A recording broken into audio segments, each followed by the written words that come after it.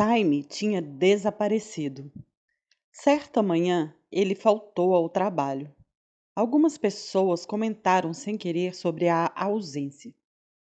No dia seguinte, ninguém falou no assunto. No terceiro dia, Winston foi à recepção do Departamento de Registros para olhar o quadro de avisos. Um deles mostrava uma lista impressa dos membros do Comitê de Xadrez, do qual Simon participava. Parecia quase exatamente a mesma de antes. Nada estava arriscado, mas com um nome a menos. Bastava. Simon tinha cessado de existir. Ele nunca existira. Fazia muito calor. No ministério labiríntico, as salas sem janelas e com ar condicionado mantinham a temperatura normal. Mas do lado de fora, as calçadas chamuscavam os pés. E a caatinga no metrô nas horas de pico era um horror. Os preparativos para a Semana do Ódio seguiam a todo vapor, e as equipes de todos os ministérios faziam hora extra. Procissões, encontros, paradas militares, palestras, trabalhos de cera, exibição de filmes e programas de teletela precisavam ser organizados. Estandes deviam ser montados, efígies construídas, lemas cunhados, canções escritas, rumores lançados, fotografias falsificadas. A unidade de Júlia no departamento de ficção fora excluída da produção de romances e estava produzindo às pressas uma série de panfletos com atrocidades. Winston, além do trabalho regular, passava longos períodos, todos os dias, pesquisando edições antigas do Times, alterando e floreando as notícias que seriam citadas nos discursos. Tarde da noite, quando as multidões desordeiras de proletas enchiam as ruas, a cidade ficava sob certa tensão. As bombas caíam com mais frequência do que nunca e, algumas vezes, ocorriam ao longe explosões tremendas que ninguém conseguia explicar e sobre as quais corriam rumores insanos. A nova melodia, que seria o tema da Semana do Ódio, Canção do Ódio, já tinha sido composta e era executada sem pausa nas teletelas. Tinha um ritmo selvagem, semelhante a um latido, que não poderia ser exatamente chamado de música, mas lembrava a batida de um tambor. Rugida por centenas de vozes e acompanhando passos em marcha. Era aterrorizante. Os proletas gostaram e nas ruas, de madrugada, ela competia com a ainda popular. Foi só uma bobagem, uma fantasia. Os filhos dos Parsons tocavam-na durante todas as horas do dia e da noite, insuportavelmente, usando um pente e um pedaço de papel. As noites de Winston estavam mais cheias do que nunca.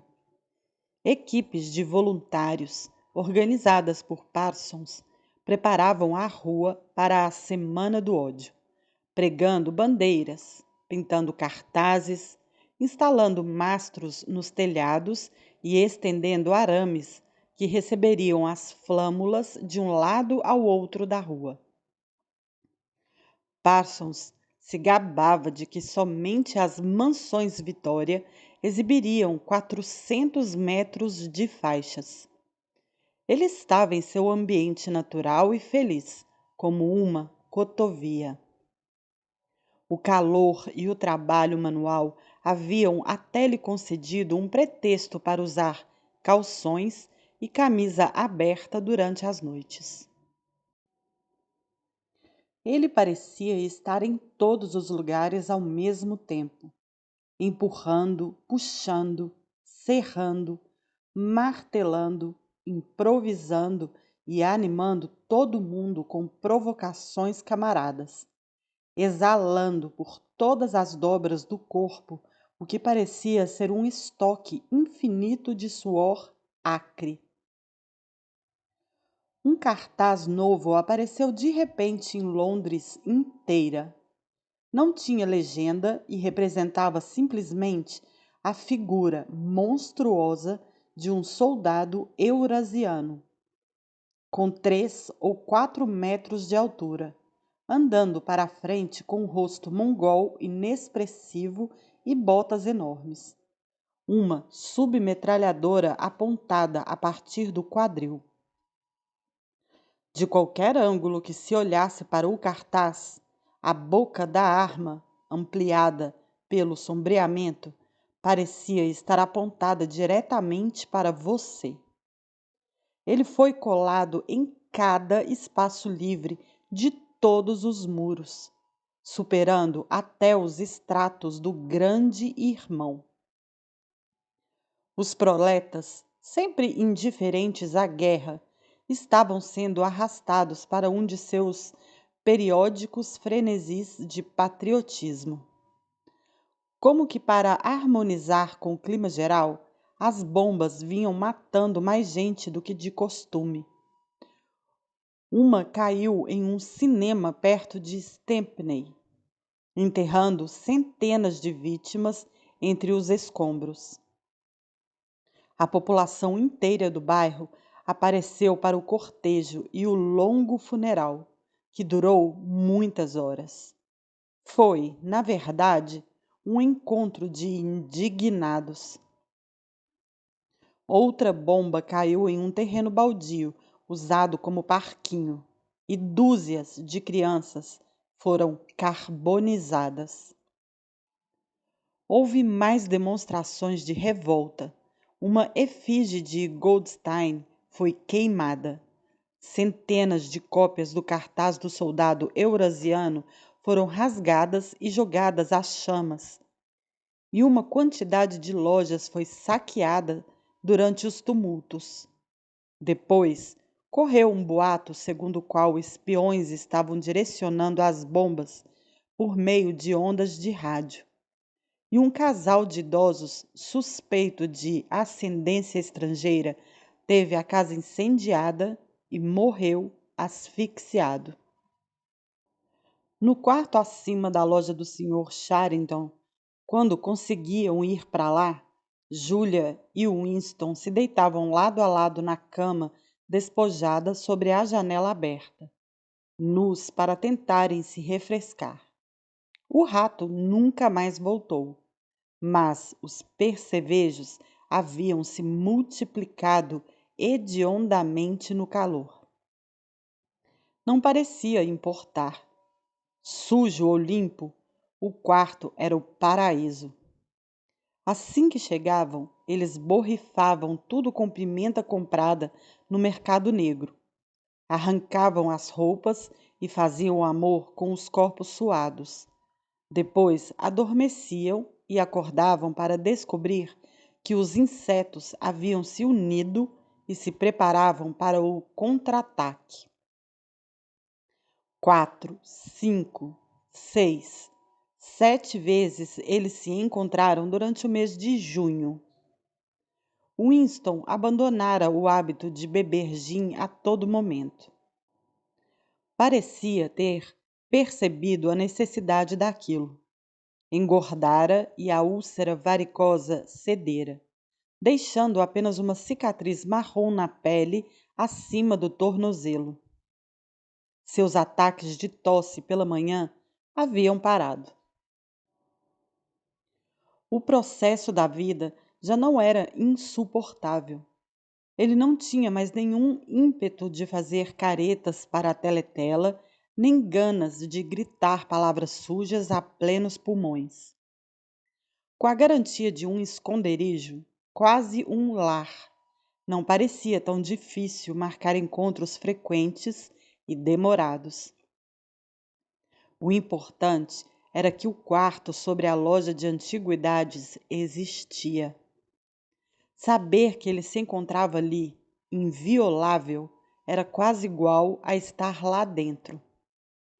O quarto era outro mundo, uma versão de bolso do passado, onde animais extintos podiam andar. O Sr. Charrington, pensou Winston, era outro animal extinto. Normalmente, ambos paravam para conversar por uns minutos antes de Winston subir a escada. O velho parecia raramente ou nunca sair e, em contrapartida, tinha pouquíssimos clientes. Levava uma existência fantasma entre a loja minúscula e escura e uma cozinha ainda menor nos fundos, onde preparava as refeições e que continha, entre outras coisas, um gramafone inacreditavelmente antigo, com uma trompa enorme. Ele parecia grato pela oportunidade de conversar.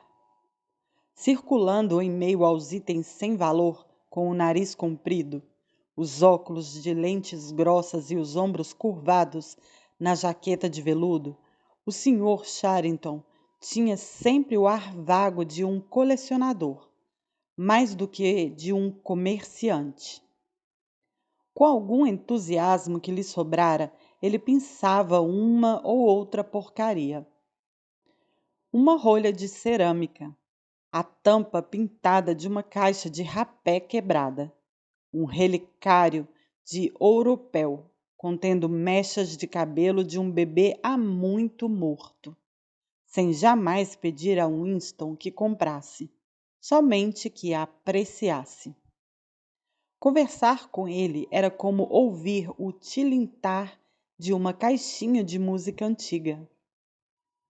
Ele havia arrancado das profundezas da memória mais alguns fragmentos de rimas esquecidas. Havia uma sobre 24 metros, outra sobre uma vaca com o chifre torto e ainda outra sobre a morte do pobre Cock Robin. Ocorreu-me que você poderia ter interesse, ele dizia, com uma breve risada depreciativa, sempre que mostrava um novo fragmento, mas nunca conseguia se lembrar de mais do que uns poucos versos de cada rima. Julia e Winston sabiam, e de certa forma nunca lhes saía da cabeça, que esses acontecimentos não poderiam durar muito.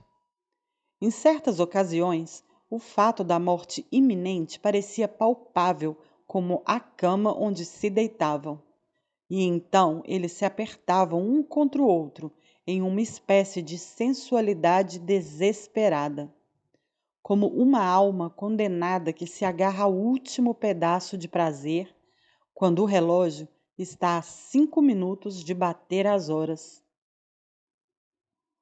Mas havia também ocasiões em que tinham a ilusão não apenas de segurança, mas de permanência. Enquanto estivessem naquele quarto, sentiam que nenhum mal poderia atingi-los. Chegar lá era difícil e perigoso, mas o quarto em si parecia um santuário, como quando Winston vira o coração do peso de papel, com a sensação de que seria possível entrar naquele mundo de vidro e, uma vez lá dentro, deter a passagem do tempo. Com frequência, eles se permitiam devaneios sobre fugas.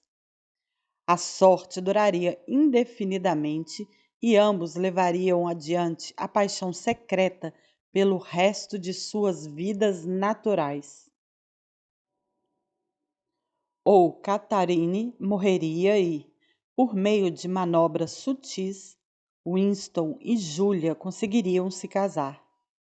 Ou cometeriam suicídio juntos.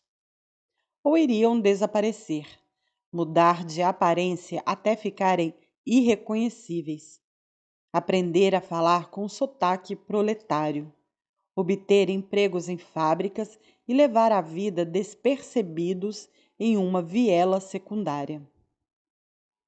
Tudo isso era bobagem, como ambos sabiam. Na realidade, não havia escapatória. Mesmo o único plano possível, o suicídio, eles não tinham intenção de levar a cabo. Segurar as pontas dia após dia e semana após semana, construindo um presente que não teria futuro. Parecia um instinto invencível. Assim como os pulmões sempre absorvem a inspiração seguinte, desde que exista ar disponível.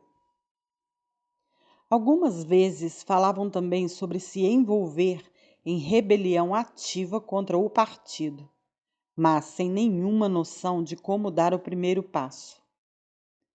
Mesmo que a fabulosa Irmandade fosse real, ainda havia a dificuldade de encontrar o caminho até ela.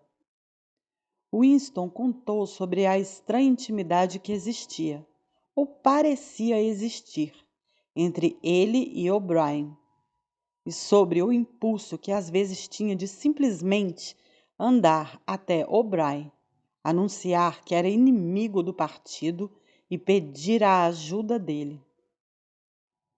Curiosamente, isso não a espantou como uma coisa precipitada e fora de cogitação a fazer. Estava acostumada a julgar as pessoas pelo rosto, e lhe pareceu natural que Winston acreditasse que O'Brien era confiável com base em uma única centelha dos olhos.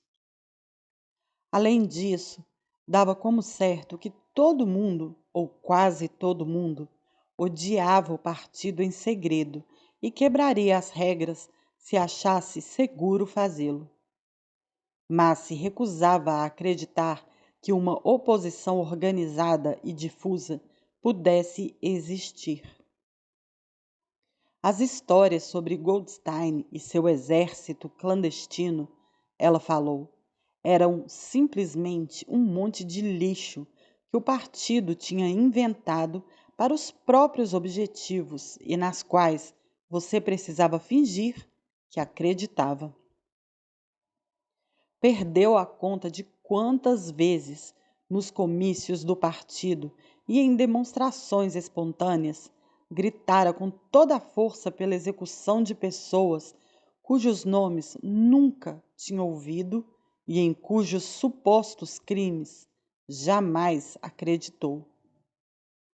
Quando havia julgamentos públicos, Júlia assumia seu lugar no destacamento da Liga Jovem, que rodeava os tribunais desde cedo até à noite, entoando a intervalos: morte aos traidores.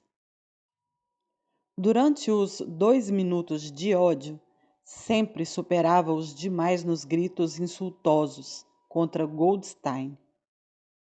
Ainda assim, tinha apenas uma pálida ideia de quem fosse Goldstein e de quais doutrinas ele supostamente representava. Ela crescera depois da Revolução e era jovem demais para se lembrar das batalhas ideológicas dos 50 e 60.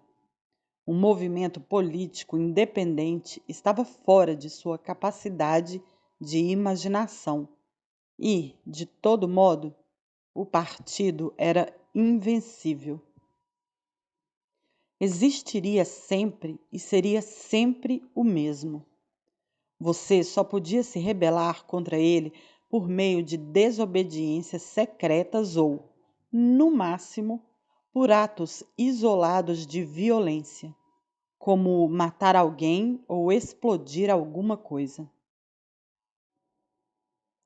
Em alguns aspectos, Júlia era muito mais perspicaz do que Winston e muito menos influenciável pela propaganda do partido. Uma vez, quando ele por acaso mencionou a guerra contra a Eurásia, ela o assombrou, dizendo casualmente que, em sua opinião, não estava ocorrendo uma guerra. As bombas que todos os dias caíam em Londres eram provavelmente disparadas pelo próprio governo da Oceania, só para manter o povo com medo. Aquela era uma ideia que literalmente jamais ocorrera a Winston. Júlia também despertou uma certa inveja nele ao contar que, durante os 2 minutos de ódio, sua maior dificuldade era evitar explodir em uma gargalhada. Mas questionava os ensinamentos do partido apenas quando eles, de algum jeito, impactavam sua própria vida.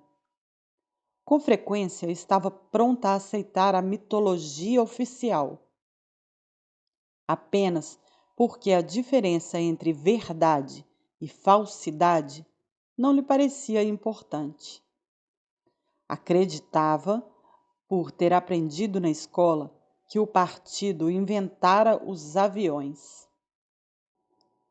Em seus dias de escola, Winston se lembrava, no final dos 50, era apenas o helicóptero que o partido alegava ter inventado.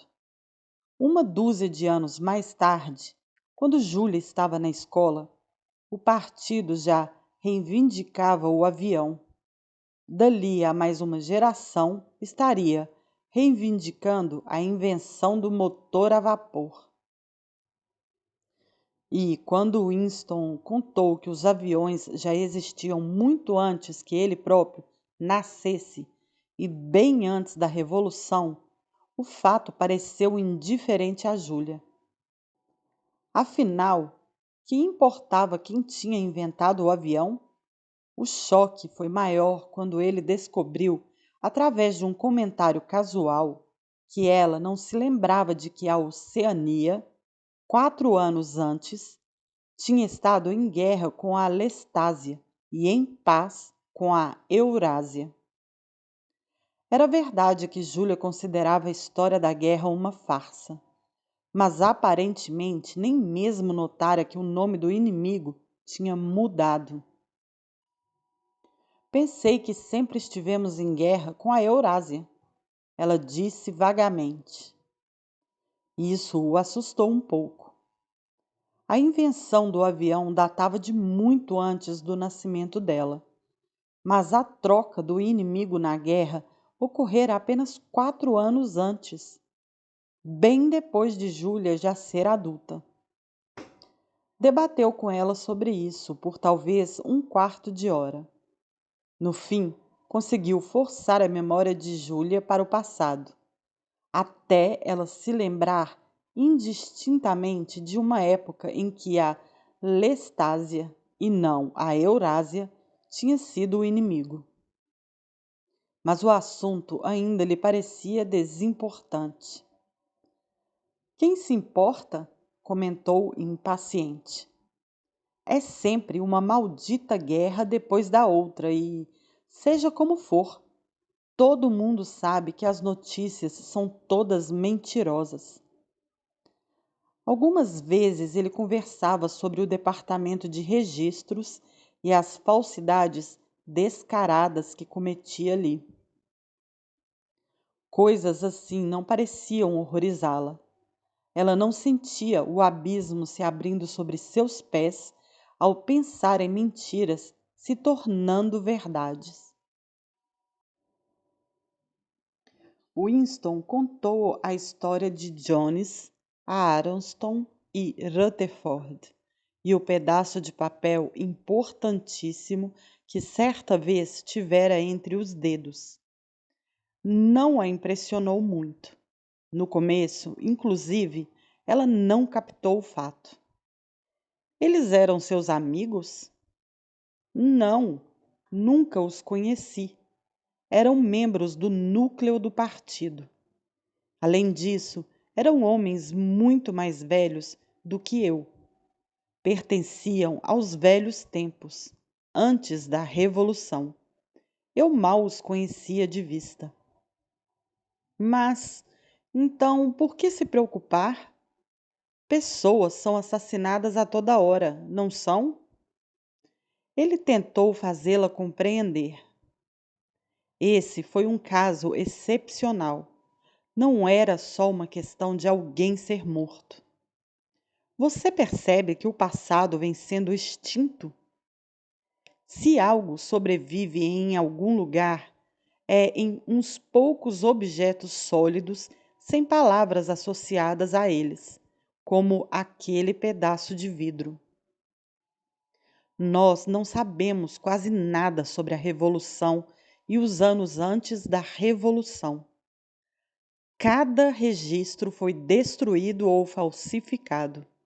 Cada livro foi reescrito. Cada quadro foi repintado.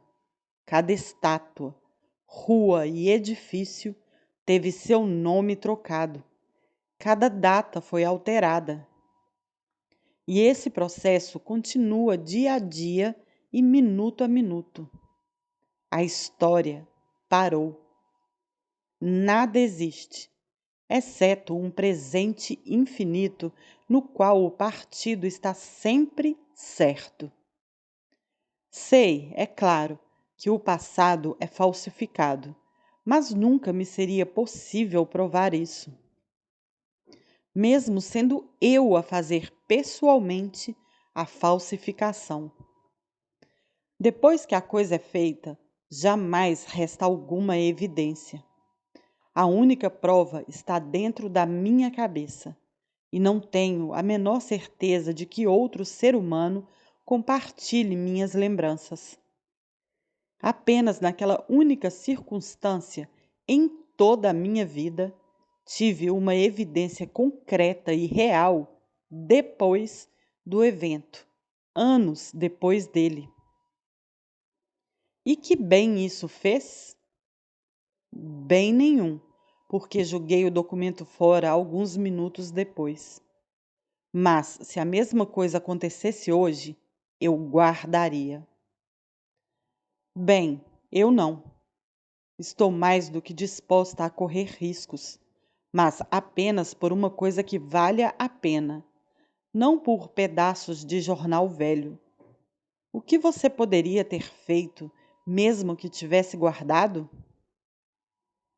Não muito, talvez, mas era uma evidência.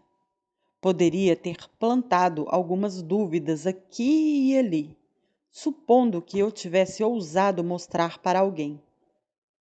Penso que não poderemos alterar alguma coisa durante nossa vida, mas podemos imaginar pequenos focos de resistência brotando, pequenos grupos de pessoas se unindo, crescendo aos poucos e até deixando para trás alguns registros, de modo que a próxima geração possa continuar de onde nós paramos. Não estou interessada na próxima geração, querido. Estou interessada em nós. Você só é rebelde da cintura para baixo, ele zombou. Júlia considerou aquilo brilhante e sagaz e atirou os braços em volta dele, deliciada. Nos desdobramentos da doutrina do partido, ela não tinha o menor interesse. Sempre que Winston começava a falar sobre os princípios do Socing, o duplo pensar, a mutabilidade do passado e a negação da realidade objetiva, e a usar palavras em novo idioma, ficava entediada e confusa, e dizia que nunca tinha prestado nenhuma atenção a nada daquilo. Já se sabia que era tudo besteira, então por que se preocupar? Ela tinha noção de quando aplaudir e de quando vaiar, e era só disso que precisava. Se ele insistia em falar desses assuntos, Júlia tinha o hábito desconcertante de adormecer. Era uma dessas pessoas que conseguem dormir a qualquer hora e em qualquer posição. Conversando com ela, Winston percebeu como era fácil exibir uma aparência de ortodoxia e, ao mesmo tempo, não ter a menor noção do que a ortodoxia significava. De certa maneira, a visão de mundo do partido se impunha com mais sucesso sobre pessoas incapazes de entendê-la.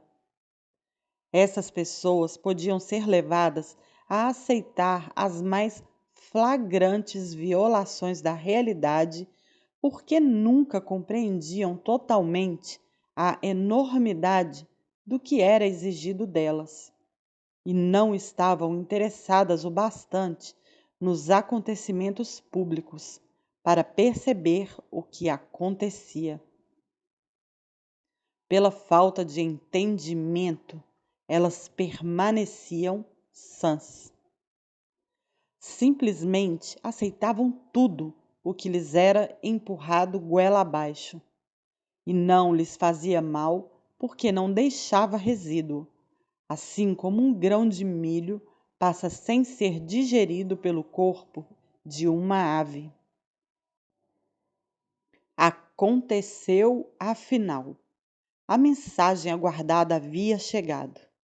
Por toda a vida, ele pareceu estar à espera de que isso acontecesse. Winston andava no longo corredor do ministério, quase no ponto onde Júlia discretamente deslizara o bilhete para sua mão, quando teve consciência de que alguém maior do que ele vinha atrás. A pessoa, não importava quem fosse, tossiu de leve, evidentemente se preparando para o que ia dizer. Winston parou abruptamente e se virou. Era O'Brien. Finalmente ficaram frente a frente, e parecia que seu único impulso era fugir. Seu coração quase saiu pela boca. Ele teria sido incapaz de falar. O'Brien, entretanto, seguiu em frente sem interromper o movimento, pousando a mão amiga no braço de Winston por um momento, de forma que os dois continuaram andando lado a lado. Começou a falar com a peculiar educação que o distinguia da maioria dos membros do núcleo do partido. Eu estava esperando uma oportunidade de conversar com você, revelou. Outro dia li um de seus artigos em novo idioma no Times. Você tem um interesse acadêmico em novo idioma, estou certo? Winston havia recuperado parte do autocontrole. Não tão acadêmico. Sou apenas um amador. Não é minha área. Nunca tive nada a ver com a real construção da língua. Mas você escreve com muita elegância, disse O'Brien. Essa não é apenas minha opinião. Conversei há pouco tempo com um amigo seu, que é certamente um especialista. O nome dele agora me escapa. De novo, o coração de Winston se acelerou dolorosamente. Com certeza era uma referência a Syme, que não estava apenas morto, mas havia sido abolido. Era uma despessoa. Qualquer referência identificável a ele teria sido fatalmente perigosa. O comentário de O'Brien deveria ter sido pensado como um sinal, um código. Ao compartilhar um pequeno ato de pensamento-crime, ele havia transformado ambos em cúmplices.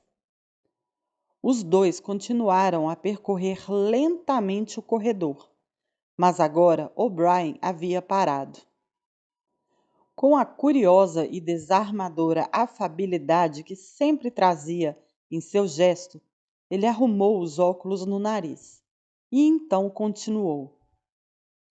O que eu pretendia realmente dizer era que, em seu artigo, notei que você usou duas palavras que se tornaram obsoletas. Mas faz pouco tempo que caíram em desuso. Você viu a 10ª edição do dicionário do novo idioma? Não, respondeu Winston. Não sabia que já tinha sido lançada. Ainda estamos usando a nona no departamento de registros. A 10ª edição não será publicada por alguns meses ainda, creio. Mas alguns exemplares tiveram circulação antecipada. Eu mesmo tenho um.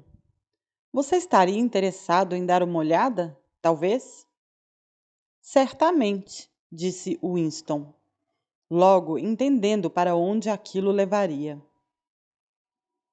Alguns dos novos desdobramentos são extremamente complexos. Acredito que a redução da quantidade de verbos é o ponto que mais vai lhe interessar. Deixe-me ver. Devo enviar o mensageiro com o dicionário até você? O problema é que sempre me esqueço dessas coisas. Talvez você possa buscá-lo no meu departamento, em algum horário que lhe fosse conveniente? Espere, deixe-me lhe dar o meu endereço. Estavam parados em frente a uma teletela. Um tanto distraído, O'Brien tateou os 2 bolsos e então exibiu uma pequena caderneta com capa de couro e um lápis dourado. Imediatamente abaixo da teletela, em uma posição em que qualquer um que estivesse vigiando na outra ponta do equipamento poderia ler o que O'Brien escrevia. Ele rabiscou um endereço, depois rasgou a página e a entregou a Winston. Geralmente estou em casa à noite. Do contrário, meu empregado lhe entregará o dicionário.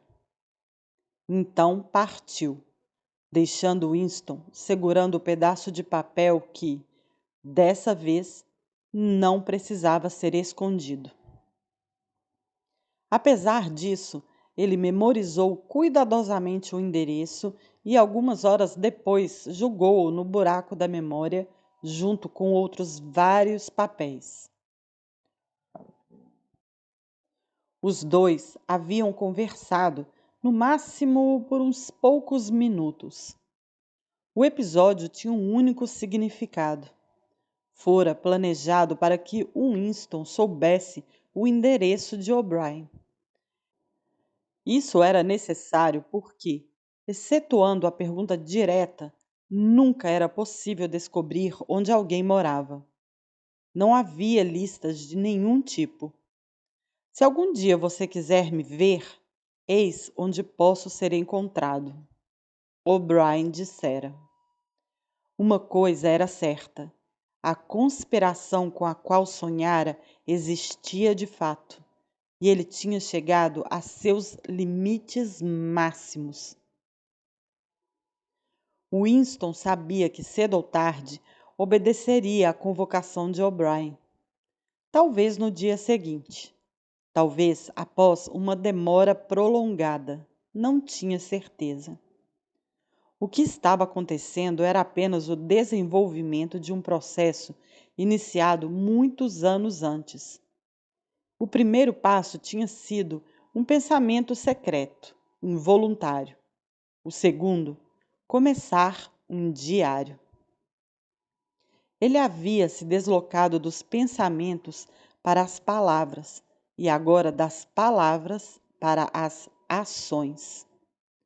O último passo era alguma coisa que aconteceria no Ministério do Amor. Ele tinha aceitado isso. O fim estava contido no início. Mas era assustador, ou, mais exatamente, era como um gosto antecipado da morte, como estar um pouco menos vivo. Até mesmo enquanto conversava com O'Brien, quando o significado das palavras se tornou claro, um calafrio invadiu seu corpo. Ele teve a sensação de penetrar na umidade de uma cova, e não tinha sido mais fácil só porque sempre soubera que a cova estava lá, à sua espera.